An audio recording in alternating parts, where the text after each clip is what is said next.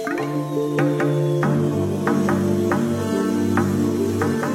collaboration between researchers in the UK and Germany has resulted in a non-cuttable material being developed by mimicking forms found in nature.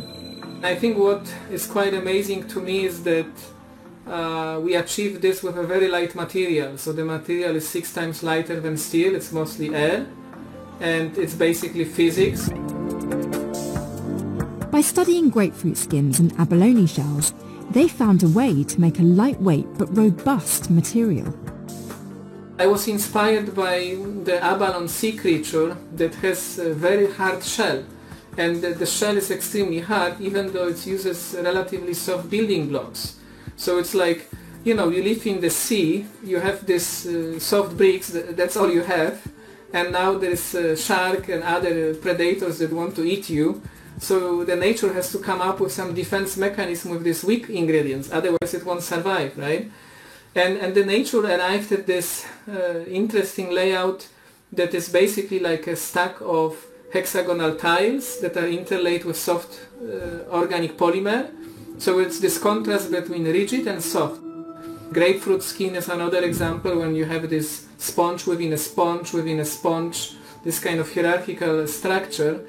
And that was all observed by my colleagues in Germany, by Professor Brychwik Polacek, who studied grapefruit skins. And he was fascinated that in biological structures you have layers of hierarchy. And at each level you will find some organization, some structure, it's not random. So with grapefruit skin you will see first the cellular material, then you will recognize that the walls are made of tubes, and these tubes are hollow, and then if you look at the fibers, they are not the same fibers, and if you look at the fiber structure, there's something more complicated there. The material is named after the shape-changing mythical god, Proteus, and is made of ceramic spheres within a cellular metallic structure. When power tools try to cut through it, the vibrations cause the material to become even tougher. We need the vibrations to get fast movement at the interface, very high velocities there. And these fast velocities coupled with the strain rate effect of particulate matter give us hardness that is much higher than the hardness of the disk. So in a way, I guess we are cheating in a way, right? We are using cheap materials, but producing like a chain reaction in such a way that the outcome is this very highly resistant material that is, I think, relatively inexpensive and light. I use this analogy of sandbags in the war zones, that you see sandbags that are used for protection for bullets.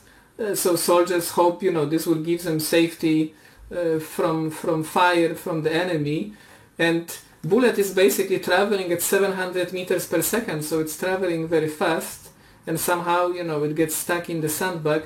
But if you take a stick and you poke through the sandbag, you can poke it through, right? With a sword. So somehow particulate matter doesn't like fast motion, like strain rate.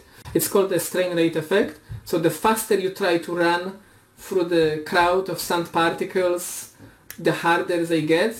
So far we have not been able to cut it with conventional tools like angle grinders or power drills or water jet. So in that sense it is non-cuttable.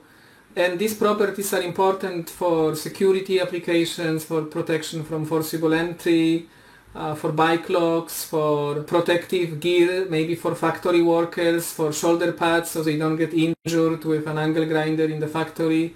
And the way I see our work is we show the principle of vibrations, of strain rate effect, but the principle is sort of material independent. If you want, you can replace the basic ingredients. As long as you get the same kind of chain of events, it's fine.